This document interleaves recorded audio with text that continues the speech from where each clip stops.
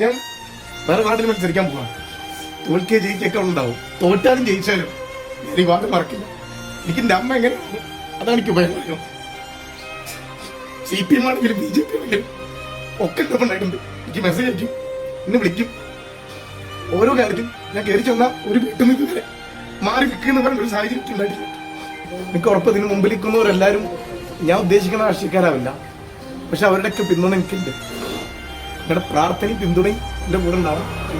ഞാൻ വന്നു വരും. എൻ്റെ കുട്ടിയുടെ സർജറി കണ്ടിട്ട് നിൽക്കുന്നു. ഞാൻ രാജിയൊക്കെ തീരുമാനിച്ചു. ഉമ്മാനോട് പറഞ്ഞു എനിക്ക് വയ്യ, കുട്ടിക്ക് ഉമ്മ പറഞ്ഞ വന്നില്ലെങ്കിലും വേണ്ടി രാജിവെക്കരുതാണ്.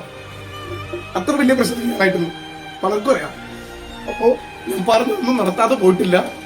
ഞാൻ പറഞ്ഞത് എന്തെങ്കിലും വാക്കുകൊണ്ട് എന്തെങ്കിലും തെറ്റായിട്ട് എനിക്ക് തോന്നിയിട്ടുണ്ടെങ്കിൽ, നിങ്ങൾക്ക് അത് വിഷമമായിട്ടുണ്ടെങ്കിൽ അതൊക്കെ പടച്ചവൻ ഓർത്തിട്ട് ക്ഷമിക്കണം എന്ന് മാത്രം പറഞ്ഞു.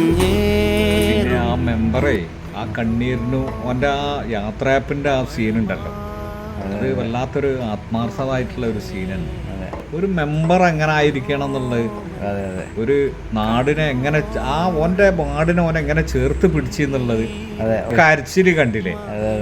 ഒരു ചെറിയ ഒരു ആ വാർഡിലെ അതൊക്കെ വലിയൊരു കാര്യം തന്നെയാണ്. ആ വാർഡിനെ എങ്ങനെയാണ് സംരക്ഷിച്ച് ചേർത്ത് പിടിച്ചതെന്നുള്ളതിന്റെ വലിയ ബാക്കിയുള്ളവർക്കൊക്കെ ഒരു പാടാ.